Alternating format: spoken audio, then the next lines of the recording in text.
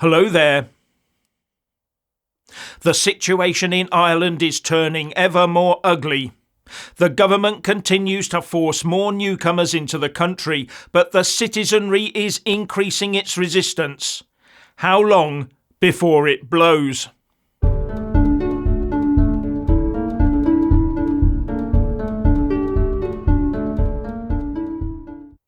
Things are getting serious, verging on the out of hand in the Republic of Ireland. We now have the people of Ballyogan in the South Dublin area protesting about the arrival of their share of the newcomers that are fast occupying their country. And it appears that what started as a peaceful protest ended up with some police brutality. All on the same day that the Irish Prime Minister, Simon Harris, paraded with a couple of his ministers to declare, alongside Norway and Spain, that his government, and that means the whole Republic of Ireland, will recognise the state of Palestine from the 28th of May onwards. It seems that Harris has nailed his government's colours to the mast, for all to see. Now, I would normally show snippets of the videos from these events that are circulating Twitter, or X as it is now known, showing the demonstrations and police activity. But they would probably be rejected by the machine. Now, on this Irish recognition of Palestine, is it a heartfelt declaration? Or is it pure virtue signalling? Or just some form of cynicism to appease? Or is there a deeper, darker reason behind it? I'm of the opinion that this might be a shot across the bows of the UK. The Republic claims that the UK Rwanda scheme is causing the Irish Republic all this hurt because migrants in the UK are taking advantage of the Brexit red line open border across the island of Ireland to easily slip into the Republic and avoid being deported to Rwanda. And Simon Harris wants the UK to prevent migrants and asylum seekers from entering Northern Ireland from the rest of the UK so as to keep the Republic's borders secure. Something that would require adding a non-trade barrier to the already huge trade barrier between Northern Ireland and the rest of the UK. And that would be a big win for the Irish government.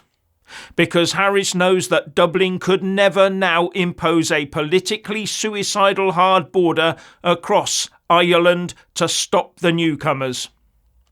But if he can claim to be Palestine and therefore Hamas friendly, maybe certain people who get into the Republic could use the open border common travel area to get into the UK and, well, you get my drift.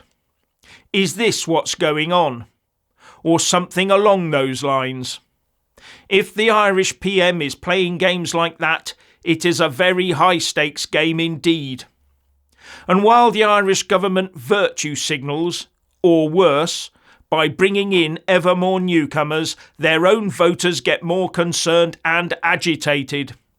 It must be obvious to all by now what the intention is. Especially when the Irish riot police are out in force. And I have yet to see any real justification from the Irish government that would excuse their inflowing actions, other than pure wokery. Or maybe the justification is buried in the globalist small print. Anyway, many people in Ireland now believe that their government has turned against them. And with the way their wishes are being comprehensively ignored right now, they do have a point. Now, when Simon Harris, together with Michael Martin and Eamon Ryan, made their declaration to recognise Palestine alongside Norway and Spain, he also published an X saying, "I have today spoken to the President of Palestine, Mahmoud Abbas, following Ireland's recognition of the State of Palestine. I told the President that I, on behalf of the people of Ireland, was recognising Palestine to keep the hopes of a two-state peace solution alive."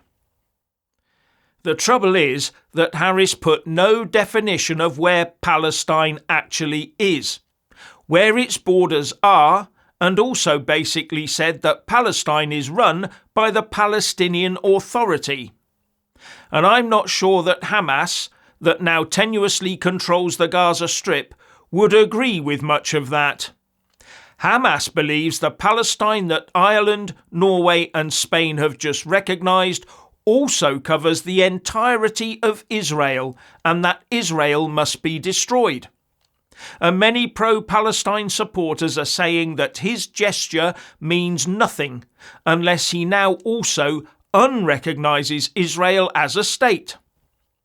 Remember that 99.9% of all pro-Palestine demonstrators in London believe in the concept of from the river to the sea, something that means the total destruction of the state of Israel. For Hamas and its supporters, there is only one Islamic State solution, with any intervening negotiated two-state solution being temporary and used as a violent springboard to the one Islamic State solution. While any vestige of Hamas survives, the border between what remained of Israel and any area called Palestine would have to be extremely hard and extremely militarized by the international forces. Because all that would have been achieved is a larger version of Gaza. And those international forces sat in the middle would in time probably find themselves in the Hamas crosshairs. Some religious fervour knows no bounds. Also remember that an international organisation, the United Nations, has been extremely active inside Gaza for decades. And they never saw a rocket fired at Israel, nor the build-up to October the 7th either. Would you trust them to be all that stood between a diminished in size Israel and a new Palestine? I, for one, would not. As part of their gesture politics, the Irish Deputy PM also talked about the immediate priority of securing a ceasefire in Gaza, the unconditional release of hostages, and full, safe and unhindered humanitarian access.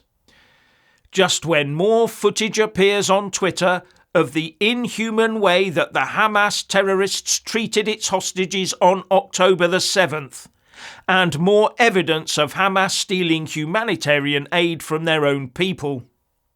With military.com reporting, Pentagon spokesman Major General Pat Ryder told reporters Tuesday that more than 569 metric tons of aid had been delivered to Gaza via the pier, called a Joint Logistics Over-the-Shore Operation, or JLOTS, but that it did not appear that any of it had actually been delivered to the starving residents of Gaza. And funny how no blame is being attributed to Israel, obviously because there is zero proof that the IDF were involved in any way.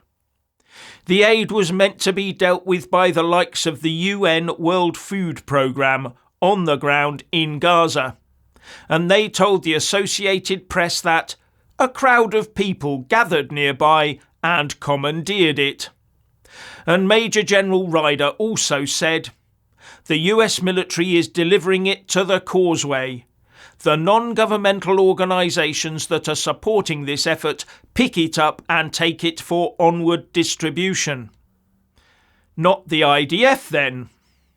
Sounds very much like Hamas terrorists were the perpetrators, and no one working on the ground wants to make themselves a target by saying so. On this, the Israelis claim that Hamas has made off with about £500 million worth of aid. No wonder the Israeli government says that Norway, Spain and Ireland have just emboldened the Hamas terrorists further.